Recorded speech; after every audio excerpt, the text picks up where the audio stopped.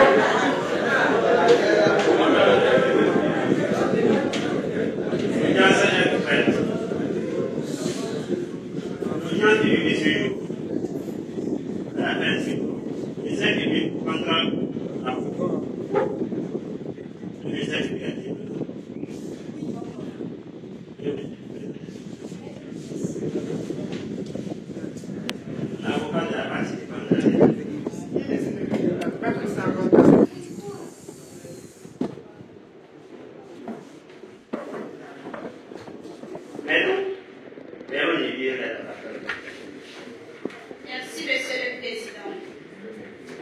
Affaire opposant le ministère public et Monsieur Labour. Les faits.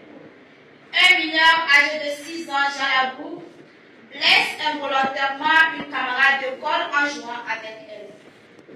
À la suite de cette maladresse, il est déféré devant le tribunal pour enfants de Strasbourg qui lui déclare coupable du délit de blessure involontaire.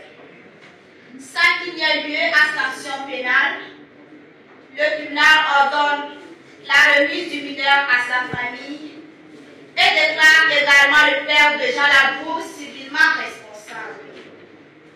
Un appel est interjeté auprès de la cour d'appel de Gondwana.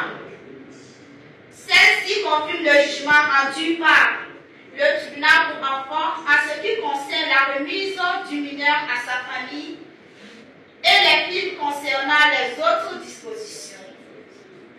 La cour d'appel estime en effet que l'âge de l'enfant ne lui permettait pas de répondre devant une juridiction, faute de raisons suffisantes. Selon la cour d'appel, la responsabilité des mineurs ne peut pas être retenue si celle-ci ne dispose pas la raison nécessaire pour comprendre la nature de l'acte que l'on lui reproche.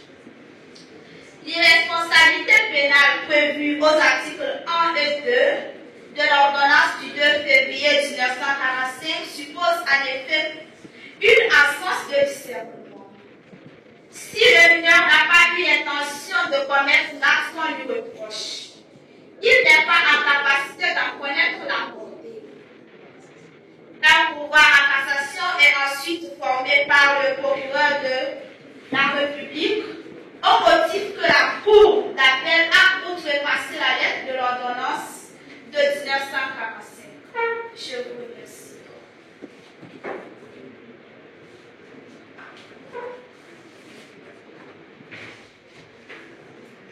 Merci beaucoup, maître. J'invite donc le ministère public à la parole pour sa révision.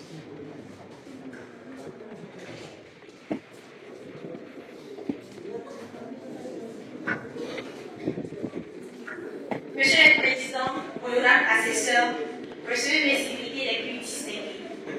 La cause qui nous réunit ici devant notre haute juridiction est d'une grande envergure. Celle de mesurer à quel point le mineur sans la route est un danger pour la société et de retenir sa culpabilité. Permettez-moi de revenir un peu sur les faits. En effet, deux enfants jouaient ensemble lorsque l'un d'eux, Jean Labour, blessa sérieusement l'autre à l'aide de mon fil tranchant. Monsieur le Président, honorable assesseur, vous savez qu'en droit pénal, pour que l'infraction soit retenue, il faut la réunion cumulative de trois éléments, à savoir l'élément matériel qui constitue le corps du pays, l'aspect duquel on a violé la loi, le fait positif. En l'espèce, le délit de blessure occasionné par Jean Labour. Ensuite, l'élément légal qui poursuit les sortes de tests préalables valant pour tous et qui sont en bien général la conduite interdite et le maximum de la peine encourue. En l'espèce, le délit de blessure est prévu et puni par la loi, même quand il est commis par le mineur, à condition que le mineur soit capable de discernement. C'est ce que précise d'ailleurs l'article 122 2 du Code pénal français, permettant de les citer. Les mineurs capables de discernement sont pénalement responsables de crimes, délits ou contraventions dont ils ont été reconnus coupables dans les conditions fixées par une loi particulière qui détermine les mesures de protection, d'assistance, de surveillance et d'éducation dont ils peuvent faire objet. Quant à l'élément moral, il consiste à examiner si l'auteur de l'infraction l'a fait intentionnellement, s'il a fait preuve d'antisociabilité. Dans le cas d'espèce, il serait judicieux de retirer la culpabilité du genre la route quand il a commis ce délit intentionnellement. Sinon, comment expliquer-vous qu'il dispose d'objets transférés compétents sur le lieu du jeu? Tout enfant de son âge sait qu'on s'amuse avec de jouer et non avec des objets capables de porter à une activité difficile. Monsieur le Président, honorable assesseur, je ne suis pas ici pour faire une course de droit pénal. J'aimerais juste que vous compreniez avec moi que la Cour d'appel a fait une mauvaise application du droit et que vous allez au-delà de cette décision. Jugez avec la Cour d'appel que l'âge de l'enfant ne lui permettait pas de répondre devant une autre solution serait faire une erreur grave de droit. L'avocat du genre de la Cour viendra évoquer la minorité de son client comme motif de notre culpabilité. Sous motif qu'en droit pénal, on ne retient la culpabilité de l'enfant qu'à partir de présence. Mais si cette blessure a fait occasionner la mort de l'autre enfant, sans la Cour ne serait pas comme un criminel. D'ailleurs, qu'est-ce qui prouve qu'il n'est pas capable de discernement? Cette situation de moyen ne veut pas rester faite. Ça commence toujours par une machine à coudre et ça finit par une bombe atomique. Monsieur le Président, ne pas retenir la culpabilité de Jean Lagour serait faire une mauvaise application du droit et il faudrait notamment la retenir pour 2 principales raisons. D'abord, il a failli la règle de droit. Vous direz que c'est un mineur et je vous répondrai, Nemo se tue ignorer les règles, nul n'est censé ignorer la loi. Ensuite, il est un danger pour la société et pour ses amis. D'ailleurs, l'article 227 du nouveau code pénal togolais précise, je cite, toute personne coupable de violence volontaire sur autrui est punie d'une peine d'emprisonnement de 5 à 10 ans ou d'une amende de 500 000 à 2 millions ou de celle de peine si cette violence a entraîné pour la victime une incapacité de travail personnel comprise entre 10 jours et 3 mois. En l'espèce, les blessures occasionnées par la route ont entraîné une incapacité pour votre enfant de se rendre à l'école ou de faire librement à ses occupations quotidiennes. Monsieur le Président, honorable assesseur, ainsi présenté à l'argumenté, j'aimerais qu'il plaise à votre discours de retenir la culpabilité de Jean Lagour et afin d'ordonner sa remise en enceinte de redressement et de rééducation. Je vous remercie.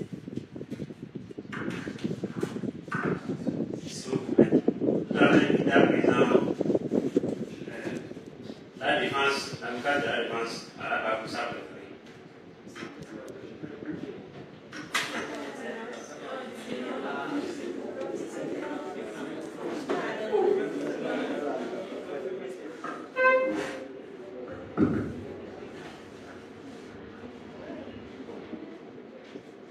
La défense est bloquée, mais elle n'est pas désespérée. Et enfin, la manifestation de la vérité s'est faite. Monsieur le Président, honorable juge, mesdames et messieurs de la Cour, bonsoir. Le rôle à nos avocats, quand on se présente au prétoire, n'est pas mineur. Il consiste non seulement à vous amener à dire le droit, mais aussi à rendre la justice. Et aujourd'hui, vous êtes sommé de répondre à une question de droit qui, depuis la nuit des temps, a été posée sans solution. Le discernement de l'enfant en droit pénal. Quelques minutes il y a de cela, Madame l'avocat générale a fait un exposé des faits tout à fait orienté et je me demande où et comment, où est-ce qu'elle a pu trouver ça. Il s'agit de mon client. Je suis le mieux placé pour connaître les faits. Qu'est-ce qui est passé alors? En effet, Monsieur le Président, mon client Jean Lagour est accusé d'avoir involontairement, je dis bien involontairement, blessé sa camarade en jouant avec elle. Et depuis ce jour-là, Jean Lagour n'ayant pour légal ni droit, ni juge, ni liberté, et la haine et le chagrin de notre humain l'emportent à détester sa vie. Monsieur le Président, je dois entamer mes propos puisque j'ai écouté les conseils d'un grand avocat, Maître Jacques Mukunga Sefou, qui dit que la plaidoirie de l'avocat doit être la robe d'une femme assez longue pour couvrir tout et très civil. Voyez-vous, Monsieur le Président, je n'ai pas l'intention de vous apporter quelques notions de droit pénal ou de procédure pénale. Il y a des principes en droit pénal et le crime pour le délit d'un enfant ne peut être retenu que lorsqu'au moment des faits, ce dernier avait le discernement nécessaire de connaître la conséquence de son acte. Mais Madame l'avocate général demande la condamnation de mon client, Jean Lacour, sans pourtant apporter une preuve tangible et palpable, attestant qu'au moment des faits, ce dernier avait le discernement nécessaire dont la loi fait allusion. Et tenez-vous bien, Monsieur le Président, la conséquence de l'absence de cette preuve est le doute. Or, in dubio problème, le doute profiteur accusé. Voyez-vous, ça arrive à ce niveau que j'ai expliqué, Madame l'avocate générale n'a pas la maîtrise parfaite de son coup de procédure pénale. La loi considère comme enfant discernant l'enfant dont l'âge est à 13 ans ou supérieur à 13 ans. Et à contrario, l'enfant dont l'âge est inférieur à 13 ans ne peut être pénalement condamnable. Mais Madame l'avocate générale de la condamnation de mon client, Jean Lacour, sans pourtant invoquer une disposition légale visant expressément la condamnation d'un enfant de cet âge. C'est ce qui amène la défense à opposer cet adage latin qui dit nous non plus même, nous la poéna, si n'est c'est très simple pour ceux qui n'ont pas fait des humanités et qui nous rapprochent de la divinité. C'est le principe de la légalité des peines et délits ou le principe de la légalité criminelle. Monsieur le Président, Mesdames et Messieurs de la Cour, l'article 2 de l'ordonnance de 2 février 1945 du pays condamnant fixe les conditions dans lesquelles un enfant mineur peut être condamné. D'abord, il faut des circonstances exigeant une sanction pénale, il faut en tenir compte de la personnalité du délinquant et il faut que l'enfant ait 13 ans. Maintenant, on attendait de l'avocate générale de nous démontrer les circonstances dont la loi fait allusion en l'espèce et de nous démontrer les liens qui existent entre 13 ans et 6 ans pour qu'une sanction prévue pour un enfant de 13 ans puisse être appliquée à un enfant de 6 ans. Mais à notre plus grande surprise, on a remarqué que Madame l'avocate générale ne fait qu'avancer des arguments ex-nihilo à partir de rien. Ni disposition légale, ni jurisprudence, ni doctrine, des arguments et premiers sensus, mais prétentieuse espérant la condamnation d'un enfant de 6 ans. Mais, Monsieur le Président, Mesdames et Messieurs de la Cour, à votre qualité de juge, est-ce ça la justice? Oui, la justice. Monsieur le Président, la seule certitude dans ce procès, c'est l'incertitude des griefs retenus à charge de mon client Jean Lacour. Et la justice ne sera pas torturée par ces griefs. Le principe de la légalité des peines et des délits m'amène à rappeler à la Cour de la vie sans violence de Gondwana que nous sommes devant une infraction impossible. Oui, puisqu'il s'agit de la justice. Et sur ce, il plaide à votre Cour de rejeter tout le reste simplement de pouvoir former part Madame l'avocate générale. Ainsi, c'est la justice. Je vous remercie.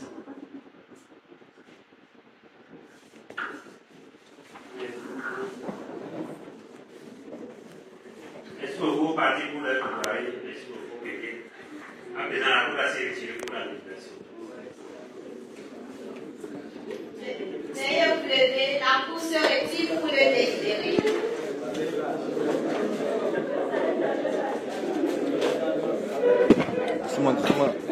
Veuillez vous asseoir.